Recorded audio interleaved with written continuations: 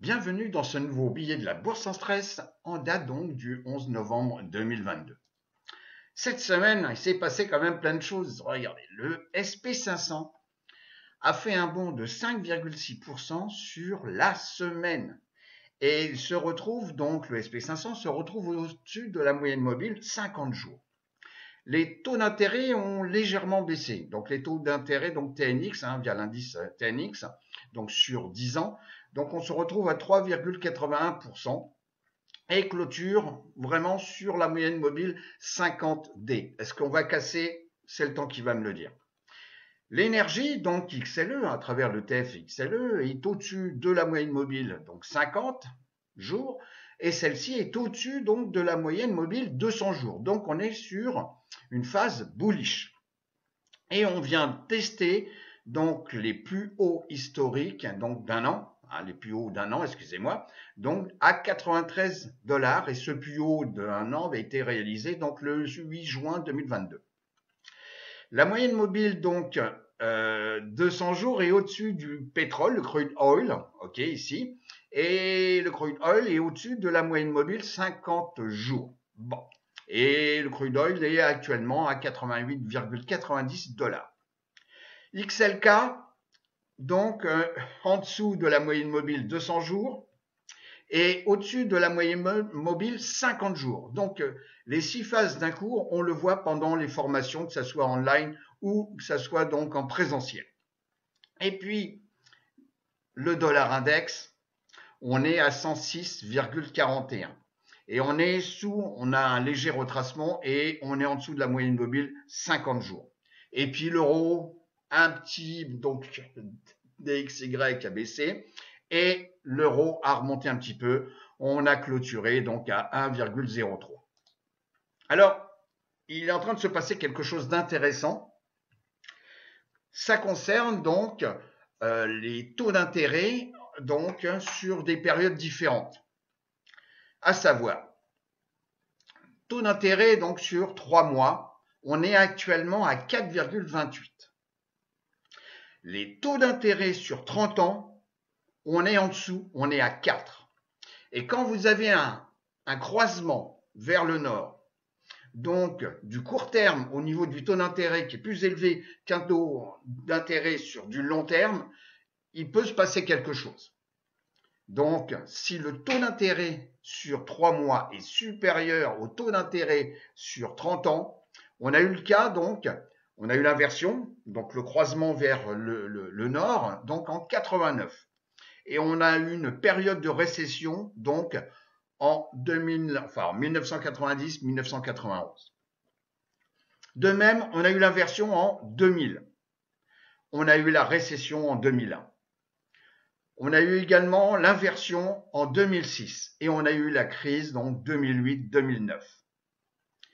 En 2019, on a eu également ce croisement et on a eu la récession en 2020. Une belle récession, souvenez-vous, avec le début donc du Covid, enfin en tous les cas des confinements, etc. Et puis, on a actuellement l'inversion. Est-ce qu'on va avoir une période de récession? C'est les jours prochains qui vont me le dire. Nous vous présentons un tableau très très très intéressant. Ça concerne le SP500 et sur les marchés baissiers. On définit un marché baissier, c'est par rapport au pic, donc au plus haut. Donc on a un creux qui est au minimum à 20% en dessous. Donc comme ça, on définit les marchés baissiers. Ici, vous avez donc la longueur en mois du marché baissier. Ici, c'est le nombre, donc la date du début et de la fin de la récession. Et je vous explique une chose, c'est qu'on peut avoir un marché baissier au niveau des marchés financiers, mais l'économie continue de monter. On le voit sur la roue sectorielle, pendant la formation, on voit donc qu'il y a effectivement les secteurs sont un indicateur avancé. Donc on peut avoir une phase de régression sur les marchés financiers, mais par contre, l'économie continue de monter. Alors, après être montée, il y a une phase de récession, et là, il y a donc la date du début, etc. Si on prend par exemple le début donc des confinements, du Covid, etc., donc vous voyez comme quoi ça a duré un mois, sur ce mois, on a baissé de 35%, ok, sur le SP500. Et la phase de récession a démarré 2020, donc février, jusqu'au mois d'avril, donc 2 mois. Début, donc, en termes de points du SP500, et ici, à la fin, donc, de la période de récession. Alors, cette année, donc 2022, nous sommes à 9 mois de marché baissier, puisqu'on a cassé donc les 20% du pic. Bon. La récession n'est pas encore là. Est-ce qu'elle va venir? On va voir. Si je reprends un autre exemple, on va, par exemple, donc, à la phase donc, de la crise des dot-com, vous voyez comme quoi on a eu un marché baissier de 31 mois. La récession, donc au niveau des économies, a démarré en mars 2021 et jusqu'à novembre 2001. Et ça a duré 8 mois. Et on a eu une baisse de 51% du SP500. Chose extraordinaire, donc on a eu le 10 novembre ici, une progression rarement rencontrée sur donc le SP500.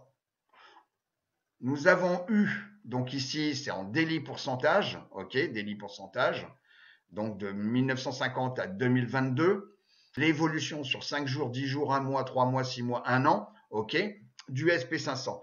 Et le 10 novembre 2022, en une journée, on a eu une progression de 5,5 du SP500.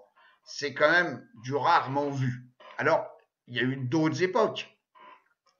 Par exemple, le 13 octobre 2008, on a eu une progression dans la journée de 11,6%. C'est quand même de l'exceptionnel, vous voyez, c'est pas tous les jours. Hein. Et ici, vous avez l'évolution, donc ça veut dire que ça a été une reprise sur une forte baisse, puisque vous voyez, sur 5 jours, on a moins 2%, sur 10 jours, donc là, on est vraiment sur une phase baissière. Donc ça, c'est les actions-réactions, hein. C'est une réaction par rapport donc à un phénomène anormal où on a eu une forte baisse, et là, il y a une forte reprise vers le nord. Et là, l'évolution sur 1 mois, 3 mois, 6 mois, et ici, 1 an. Et ici, donc, les prêts hypothécaires. Hypothécaires, donc ici en pourcentage, le taux. Donc ça, c'est une agence gouvernementale, hein, donc pour tout ce qui est prêts hypothécaires, donc aux États-Unis. Donc 91 jusqu'à 2022. Je l'avais un peu évoqué à travers donc TNX, par exemple. Donc ça, c'est les taux sur 10 ans. On voit qu'on a dépassé les pics qu'on a rencontrés. On s'approche des plus hauts ici rencontrés en 2006-2007. Donc les taux hypothécaires sont parfois un élément important sur la phase prochaine au niveau des marchés financiers et bien entendu des économies. Nous sommes généreux donc à la bourse sans stress. Ici, c'est un graphique donc depuis le début d'année 2022 sur 3 stratégies concernant donc le SP500. C'est-à-dire vous achetez l'indice, alors on ne peut pas l'acheter directement, mais vous achetez l'ETF SPY par exemple, où on vend des puts au bon moment. Et là, vous avez 3 scénarios possibles. Vous achetez donc SPY par exemple quand le VIX est au-dessus de 30 et vous revendez votre position quand le VIX est en dessous de 20. Ici en bleu. Ici, bêtement, j'ai acheté le SP500 en début d'année et je maintiens ma position. Donc j'ai acheté du SPY et je ne fais rien d'autre, je le conserve. Et puis là, troisième stratégie, j'achète l'indice, donc à travers SPY, quand le VIX est en dessous de 20. Et par peur, je revends, parce que généralement ça baisse et tout, donc je revends ma position sur le VIX, enfin sur le SP500, excusez-moi, quand le VIX est au-dessus de 30. Et ben on va déjà commencer par celle-ci. Et ben vous voyez comme quoi, quand vous achetez le SP500 quand le VIX est faible, et ben le résultat donc au mois de novembre, le 3, vous êtes à, ici, moins 33%. Si vous aviez acheté au début, ici, donc, le SP500, vous en seriez aujourd'hui à moins 15,9%. Bon. Et si par contre, vous utilisez cette stratégie qui consiste à acheter quand le VIX est élevé et vous vendez quand le VIX est faible, eh bien, votre portefeuille, en tous les cas pour cette position SP500, donc SPI, vous seriez à 25,6% de progression. Autre tableau qu'on regarde souvent et que je remets en avant depuis quelque temps, c'est la ventilation par rapport à la capitalisation. Vous voyez que cette semaine, ce sont quand même les mégas. Donc les mégas, il suffit de regarder là, c'est toutes les grosses sociétés au-dessus de 200 milliards de dollars de capitalisation. C'est elles qui ont le plus progressé. Les larges aussi, les larges, c'est entre 10 milliards et 200 milliards. Et vous avez les middle. Donc c'est vraiment ces trois types de capitalisation qui ont le plus fortement progressé donc cette semaine. Si on regarde sur 3 mois, vous voyez comme quoi les mégas ont baissé pratiquement de moins 12%, j'arrondis, ok. Sur 6 mois, les mégas, pratiquement moins 5,6%, ok. Alors que les larges, vous voyez, les larges, on a une petite progression, on va dire, on arrondit à 0. Donc, autre tableau, donc les secteurs. Donc, les secteurs que je suis.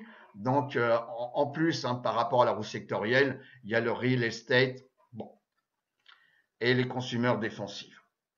Ici, sur la semaine, vous voyez comme quoi celui qui a pris une bonne baffe, qui était donc la technologie, il s'est bien réveillé lors de cette semaine, suivi des services de télécommunication et Basic Materials. Bon, si on regarde sur un mois, vous voyez comme quoi la technologie s'est bien réveillée. Par contre, sur 3 mois, la technologie s'est pris une baffe.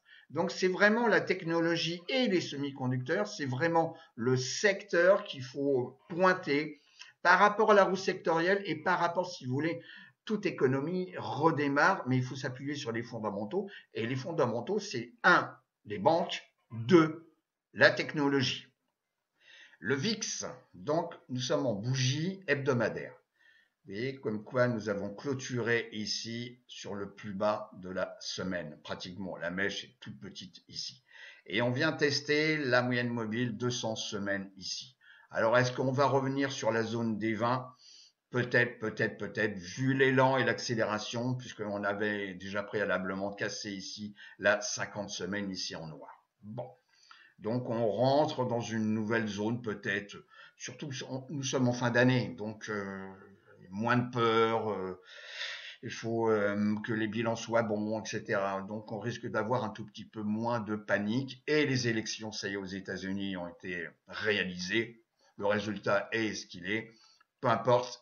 En tous les cas, plus de notion donc de peur, en tous les cas concernant les élections. Chose qu'on a remis en avant, donc c'est la comparaison des valeurs de croissance VUG, c'est un ETF, par rapport aux sociétés value. Alors, il y a eu une prépondérance des sociétés value, on le voit bien ici, au détriment des valeurs de croissance depuis début donc d'année 2022. Vous voyez, nous sommes toujours en bougie hebdomadaire. Là, on fait une analyse en hebdomadaire, on pourrait le faire en mensuel, parce que vu ce qui se passe et tout, il faut regarder sur une échelle de temps plus importante et intégrer donc en tous les cas un timing plus important, l'hebdomadaire ou le mensuel. Et là, nous avons une zone, donc à 1,65, qui a déjà été testée préalablement, et on est venu la tester et on l'a même cassée. Et là, cette semaine, chose intéressante, on a une bougie qui engolfe complètement la bougie de baisse ici. Alors, c'est certainement une réaction qui va durer un temps certain. On peut revenir ici dans cette zone-là pour tester la moyenne mobile ici, 50 semaines de la comparaison, dans un avenir, en tous les cas pour cette fin d'année. Mais attention, Hein, il faut pas non plus regarder ça comme ça y est, le marché baissier est fini et puis voilà, tout va bien. Non, non, là je parle vraiment sur un laps de temps relativement court, c'est cette fin d'année. Toujours ici en hebdomadaire, donc c'est le pourcentage de sociétés qui composent le SP500 dont le cours est au-dessus de la moyenne mobile 200 jours. Et bien là aussi, très belle accélération, puisque vous voyez, il n'y a pas si longtemps, donc on était aux alentours des 10%. Et là, belle, en plus avec un gap ici, on est passé au-dessus de la moyenne mobile 50 donc semaines de cet indice, hein, puisque c'est un indice, et on clôture ici à 52,68% de sociétés ont leur cours au-dessus de la moyenne mobile 200 jours. Et là, on va avoir un test autour des 60% ici, avec la moyenne mobile, donc 200 semaines. Alors, le put-call ratio concernant les equities. Eh ben, après une séance de peur ici, eh ben, on a une forte baisse. Donc là, on a une prépondérance des achats donc de call au détriment des achats de put qui sont là généralement pour protéger un portefeuille, une position. Et là, vous voyez, tac. Et là, ça, c'est pas un peu. Et on revient tester ici la zone des 0,55. Le bien connu Fear and Greed Index, eh ben, on est quand même au beau fixe, faut pas exagérer, mais enfin, en tous les cas, là, c'est l'espoir qui est revenu, c'est la fin d'année, c'est faire péter les compteurs de telle sorte de se refaire une petite santé pour les portefeuilles qui n'ont pas bien fonctionné, donc depuis le début d'année 2022. Donc là, 66, et si on regarde, vous voyez, il y a une semaine, on était à 58, un mois, on était à la peur extrême, on était à 18, et puis il y a un an, on était à 72. Le SP500, toujours dans un canal baissier, après une belle progression ici. Bon. La zone ici, donc des 3516, a servi, aussi bien puisque ça correspond ici sur une ligne de tendance haussière de moyen terme, long terme, ok, que nous avions déjà étudié hein, quand on active ici la fonction logarithmique. Et puis, beau rebond sur la moyenne mobile ici, donc 200 semaines. On est toujours sous la moyenne mobile ici en noir, 50 semaines. Est-ce que nous allons tester les hauts du canal baissier aux alentours des 4100? Il est probable, il est probable. Le Nasdaq 100, même chose. On a rebondi sur la moyenne mobile ici, donc 200 semaines. On est sous la 50 semaines et on est dans un canal baissier. Est-ce qu'on risque de revenir tester ici? Peut-être qu'il y aura confusion entre la ligne ici du canal baissier et la moyenne mobile 50 aux alentours des 12 500. Peut-être. Le Dow Jones industriel. Alors lui, effectivement, c'est le seul qui est repassé au-dessus de la moyenne mobile 50 semaines. Donc, il l'a cassé cette semaine, et voilà, puisque là, je suis toujours en bougie hebdomadaire. Hein. OK. Donc là, belle réaction. On vient tester la zone ici aux alentours des 34 000 points. Est-ce qu'on va avoir un reflux vers le sud? Peut-être. Dans tous les cas, c'est de bon augure pour cette fin d'année, puisqu'après, on peut avoir d'autres zones de résistance, les 35 000, et puis ici, pourquoi pas, les 36 260 points. Bon.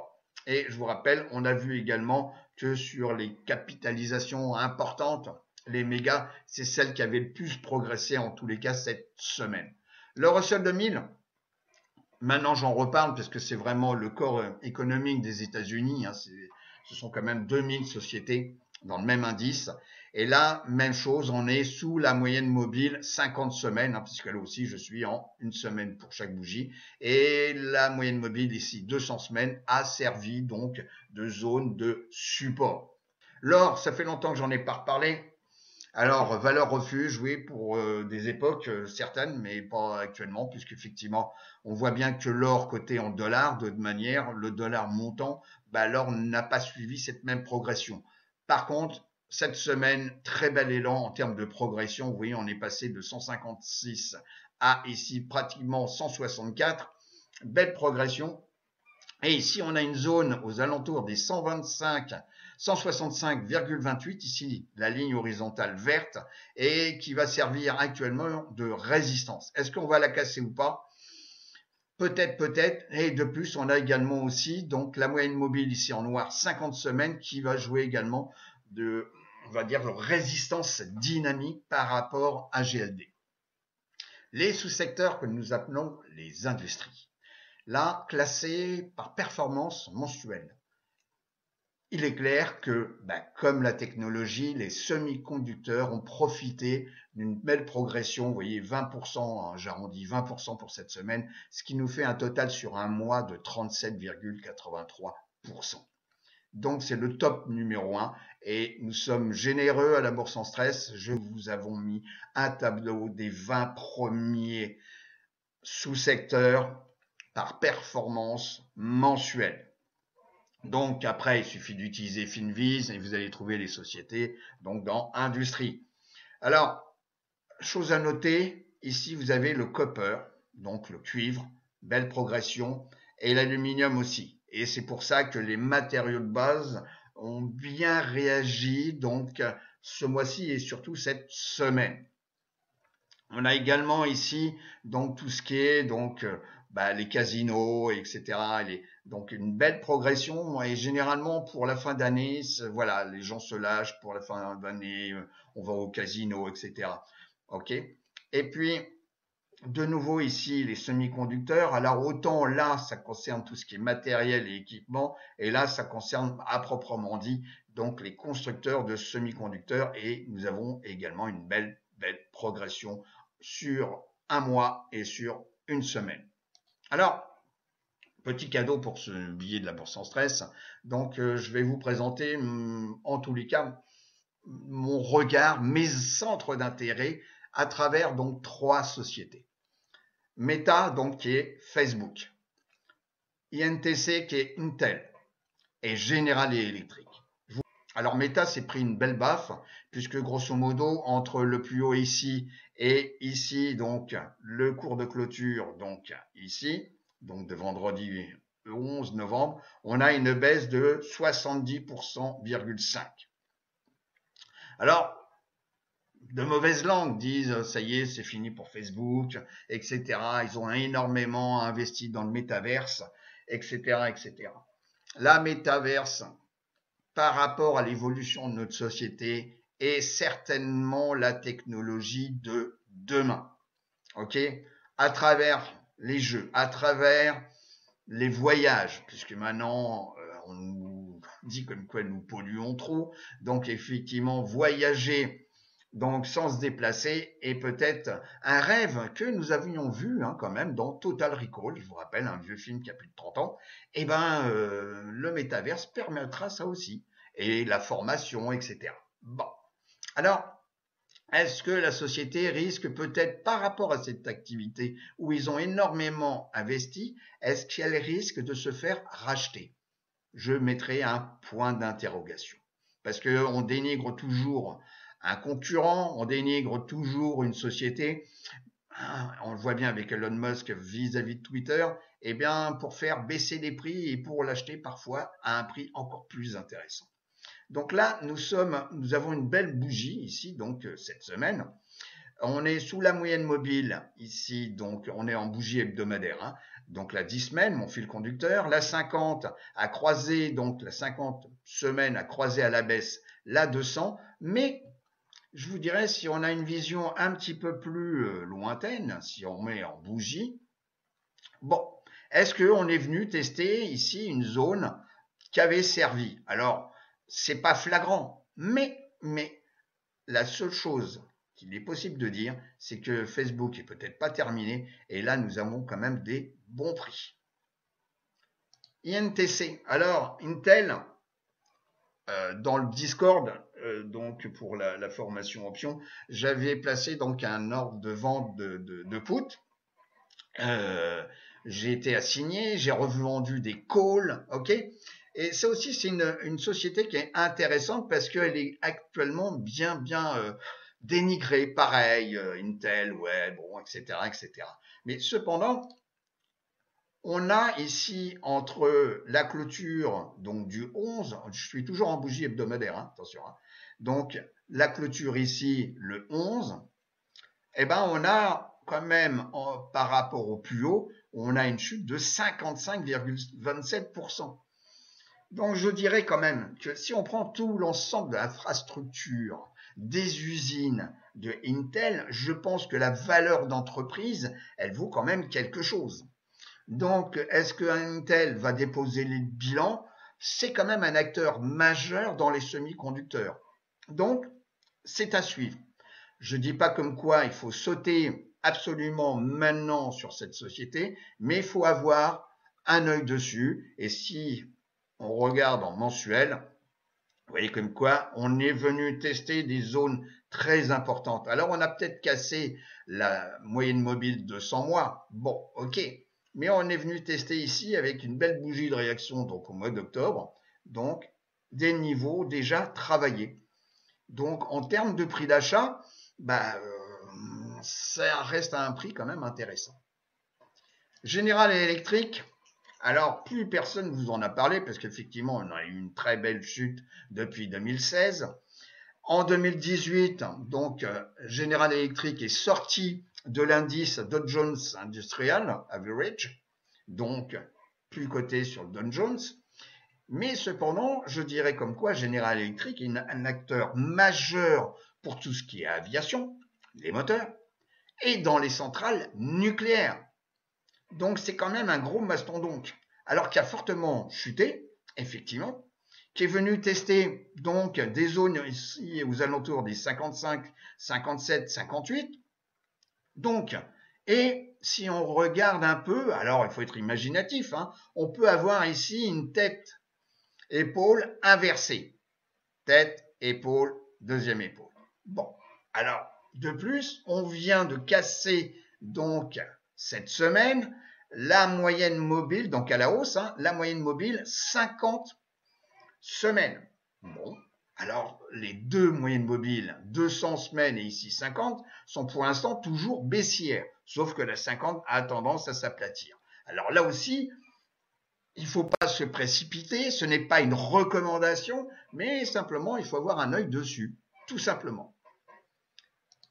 J'en avais parlé également lors d'un billet de la bourse sans stress où j'avais placé un ordre donc de vente de put à moins 30% sur la société AER qui était en relation avec effectivement, comme ça se passe chaque année, à la fin d'année, les gens partent en voyage, donc les aéroports, les infrastructures aéroportuaires donc sont utilisées, etc. Bon, regardez où on en est, donc une très belle réaction. Je suis toujours en bougie hebdomadaire et on a bien fini cette semaine. Donc là, ça veut dire que si j'ai vendu un put, la valeur du put a fortement baissé et qu'effectivement, à un moment donné, il faut savoir clôturer une position et peut-être pas prendre 100% de la prime, mais en tous les cas, 70%, c'est pas mal aussi. Alors, suite à la formation en présentiel que nous avons donnée donc au mois d'octobre, donc il y a Bertrand qui est interviewé, qui a accepté une interview avec Michael, et je vous propose donc de l'écouter en cliquant sur Michael mettra donc juste en dessous de la vidéo le lien pour écouter Bertrand et de son expérience qu'il a eue à travers cette formation, aussi bien avec les 3 animateurs, mais également avec ses camarades qui étaient là, puisque le but c'était de s'échanger également mutuellement. Je vous souhaite une excellente semaine de trading et je vous dis à très très bientôt. Au revoir les amis.